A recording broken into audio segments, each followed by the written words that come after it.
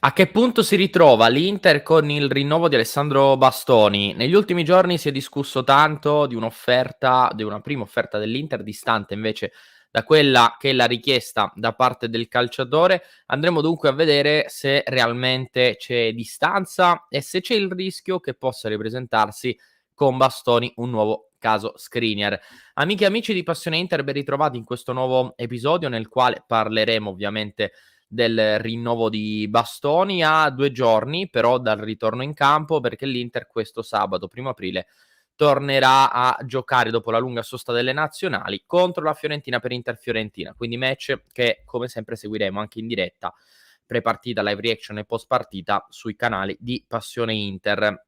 Oggi però si parla del rinnovo di Alessandro Bastoni. Nella giornata di ieri ha parlato anche l'agente Tullio Tinti, che ha fatto visita alla sede dell'Inter di Viale della Liberazione ed evidentemente si è discusso di questo rinnovo del contratto, perché tra le priorità dell'Inter, oltre alle tante scadenze di questa stagione, perché tanti calciatori, ne abbiamo parlato in altri video, andranno in scadenza al termine di questa stagione, il prossimo 30 giugno 2023, ma l'Inter sa bene che ci sono altri calciatori importanti come Alessandro Bastoni e Hakan Çalhanoğlu su tutti, che andranno in scadenza invece il prossimo 30 giugno 2024. Dunque, per evitare che possano ricrearsi nuovi casi Skriniar, l'obiettivo del club è quello di chiudere ufficialmente entrambi i rinnovi entro la fine di questa stagione. Impresa non semplice, nel caso di Çalhanoğlu il rinnovo è già ben intavolato, nel caso di Bastoni le cose sono un po' più complesse. In ogni caso ne parleremo anche questo pomeriggio nella diretta delle 19:30, per cui vi ricordo di seguirci anche live per poter interagire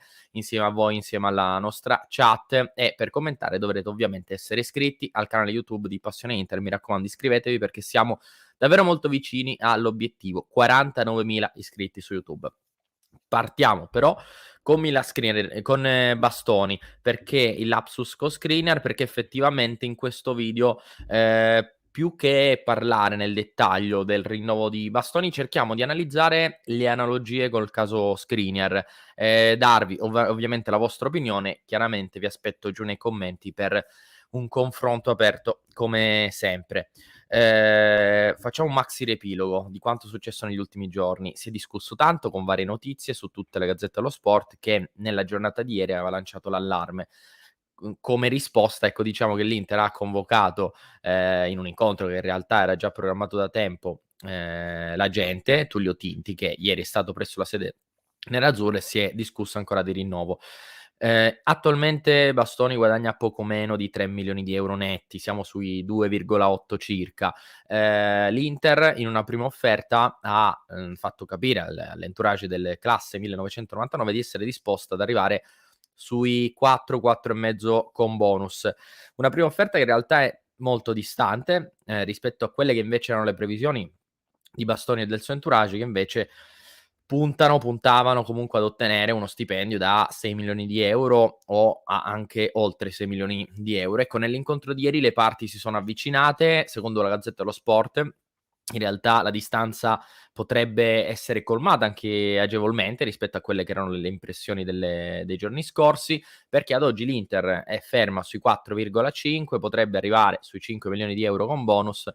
Il giocatore invece sarebbe sceso sui 5,5 come parte fissa più bonus per sfiorare 6 milioni di euro. Quindi l'idea di Bastoni è quella di andare a guadagnare sui 6 milioni di euro con bonus, anche se inizialmente si parlava addirittura di 6 milioni netti senza bonus per arrivare quasi a sfiorare i 7. Ad oggi però, secondo la versione della Gazzetta, 5,5 è la parte fissa che viene richiesta, più bonus per arrivare sui 6. Quindi parliamo comunque di una parte fissa molto corposa, visto che ad oggi guadagna come parte fissa 2,8 e l'Inter si sarebbe invece spinta sui 4,5 più eventuali bonus, per cui la distanza reale è di circa 1 milione, una distanza che sembra colmabile. Vediamo però adesso quali sono le analogie con Skriniar. Ecco, innanzitutto che parliamo di 2 contratti, quello di Skriniar dello scorso anno e di Bastoni oggi, che vanno in scadenza tra 1 anno, per cui l'Inter anche nel caso di Bastoni, ricorderete, era arrivata a maggio-giugno 2022 è abbastanza convinta, sicura di poter strappare un rinnovo. Skriniar guadagna 3 milioni netti, l'Inter era abbastanza tranquilla in quel caso perché c'era la consapevolezza di poter chiudere sui 4,5-5. Queste erano le cifre che circolavano nella passata stagione, quindi come tempistiche ci siamo. L'Inter però sembra aver imparato dal caso Skriniar, perché dopo una lunga estate travagliata nella quale l'Inter prima aveva trovato un accordo per il rinnovo, poi aveva messo sul mercato Skriniar per poi toglierlo nuovamente, un tema che abbiamo trattato e ritrattato 1000 volte anche nelle nostre dirette. Alla fine Skriniar rimase, chiedendo però un ingaggio molto più alto anche in relazione rispetto a quello che il PSG gli aveva offerto in estate. Addirittura si parlava di una nuova richiesta di ingaggio da oltre 7 milioni di euro, richiesta che l'Inter non è evidentemente riuscita ad accontentare. Da lì poi l'accordo che Skriniar, il preaccordo che Skriniar ha firmato con il PSG. Come tempistiche però l'Inter vorrebbe anticipare giugno, significa che l'Inter vorrebbe arrivare a fine stagione con la firma di Bastoni sul nuovo contratto ed entrare il prossimo luglio nel nuovo mercato con un rinnovo sino al 2026-27. Ancora si discute sulle tempistiche, ma in ogni caso un rinnovo per altre stagioni, quindi con la sicurezza di avere Bastoni, di aver blindato Bastoni per tanti altri anni. Quindi da quell'errore l'Inter vorrebbe imparare. Poi le analogie sono altre, no? Se vogliamo. Parliamo in entrambi i casi di due difensori centrali e ad oggi due difensori centrali così forti è difficile, sono complicati da trovare sul mercato. Quindi questa potrebbe anche essere un'analogia dei due casi. Io direi però che c'è una differenza sostanziale tra Bastoni e Skriniar, perché entrambi sono particolarmente legati alla maglia nerazzurra, forse nel caso di Skriniar era particolarmente legato alla maglia nerazzurra.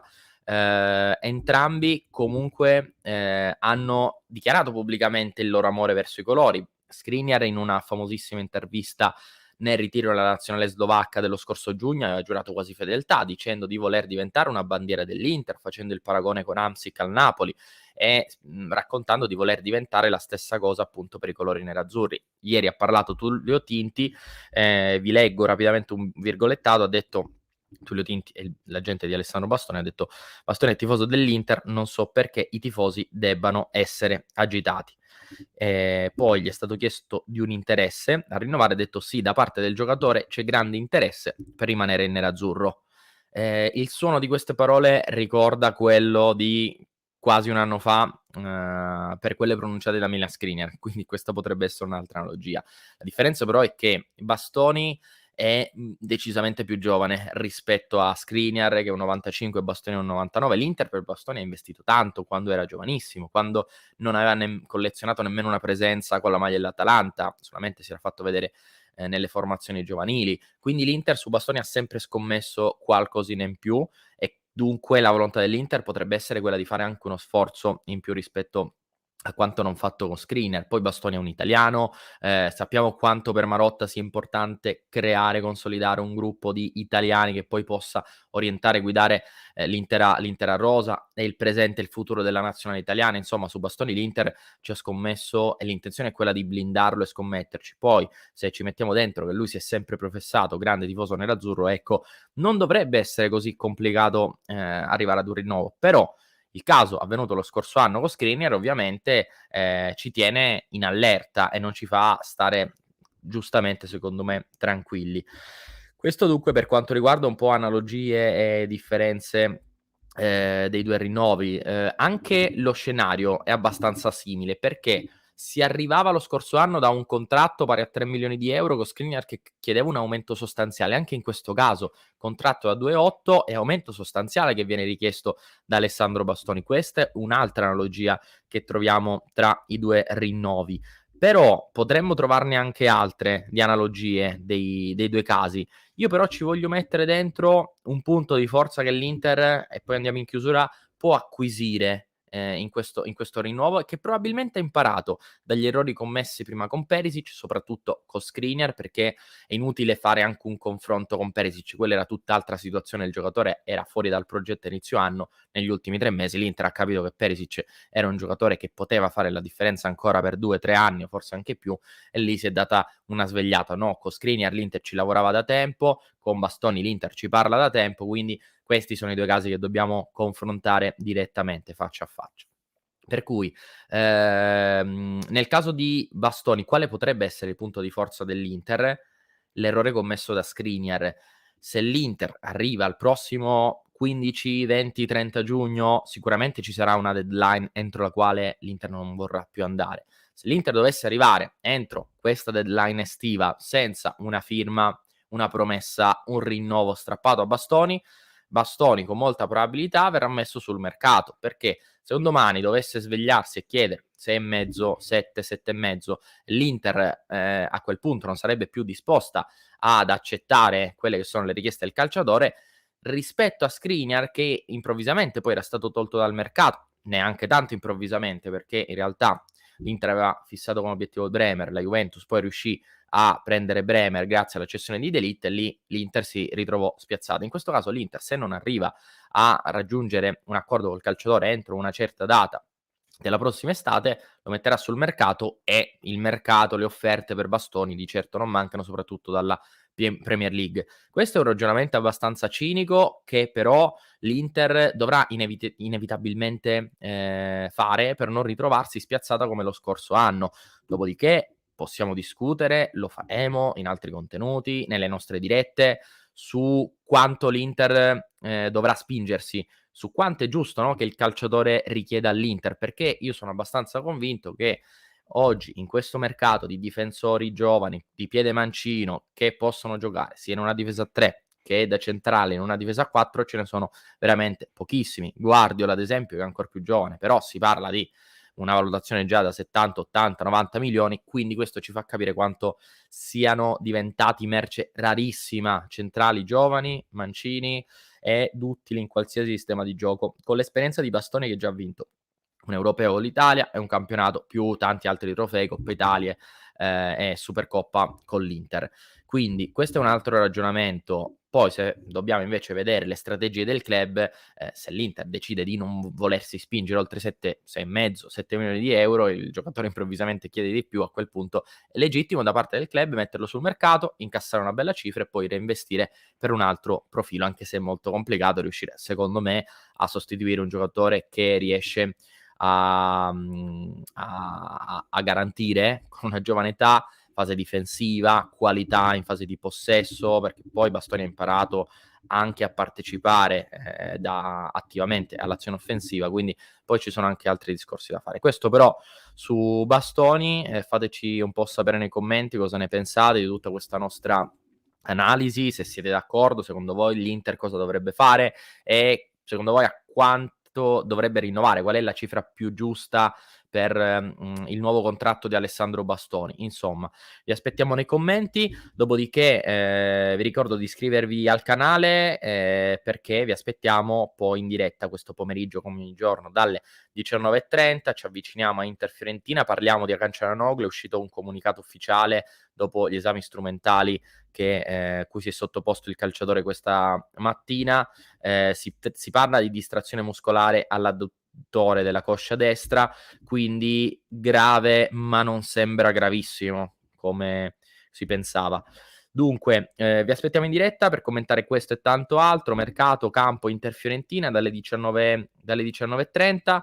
Dopodiché, prima di chiudere, visto che ci siamo lasciati alle spalle la sosta e i tanti impegni delle nazionali, per chi ci segue in podcast vi lascio il nostro contenuto con il report completo, con tutto quello che ci ha lasciato la sosta dalla tripletta di Lukaku ai 4 gol in 2 partite di Lukaku, all'infortunio di Çalhanoğlu, a quanto abbiamo visto anche in giovani promesse come Murattieri. Comunque, per chi volesse recuperare questo nostro episodio lo lascio in descrizione per chi ci segue in podcast, invece ve lo lascio qui in alto per chi ci sta seguendo su YouTube e ci vediamo oggi dalle 19:30 in diretta.